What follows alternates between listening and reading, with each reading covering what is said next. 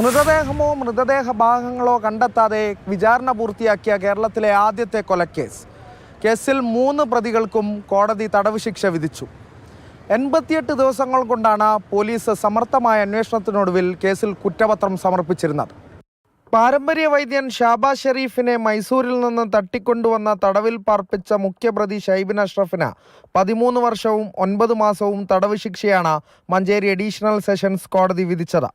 മനഃപൂർവ്വമല്ലാത്ത നരഹത്യയ്ക്ക് 8 വർഷവും, തടവിൽ പാർപ്പിക്കലിന് 3 വർഷവും, ഗൂഢാലോചനയ്ക്ക് 2 വർഷവും, തെളിവ് നശിപ്പിക്കലിന് 9 മാസവുമാണ് തടവ്. 2-ാം പ്രതി ഷിഹാബുദ്ദീന് 8 വർഷം 9 മാസവും 6-ാം പ്രതി നിഷാദിന് 5 വർഷം 9 മാസവുമാണ് ശിക്ഷ. ഓരോ കുറ്റങ്ങൾക്കുമുള്ള തടവ് വെവ്വേറെ തന്നെ അനുഭവിക്കണമെന്ന് കോടതി വിധിച്ചു.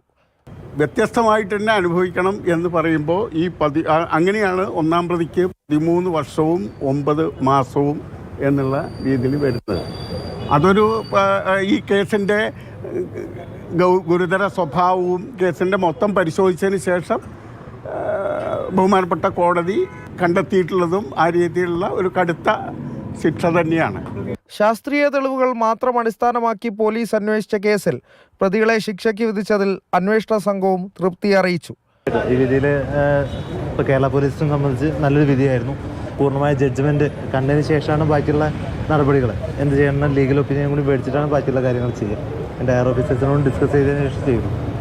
88 ദിവസങ്ങൾ കൊണ്ടായിരുന്നു കേരള പോലീസ് കേസിൽ കുറ്റപത്രം സമർപ്പിച്ചത്. സംഭവം നടന്ന 5 വർഷങ്ങൾക്ക് ശേഷവും 1 വർഷത്തോളം നീണ്ട വാദപ്രതിവാദങ്ങൾക്കും ഒടുവിലാണ് കോടതി വിധി പറഞ്ഞത്. പ്രതികൾ ശിക്ഷിക്കപ്പെടുമ്പോൾ ഷാബാസ് ഷെരീഫ് വധക്കേസ് അന്വേഷണം ഭാവിയിലും പല കേസന്വേഷണങ്ങൾക്കും മാതൃകയാണ്. മാതൃഭൂമി ന്യൂസ്, മലപ്പുറം.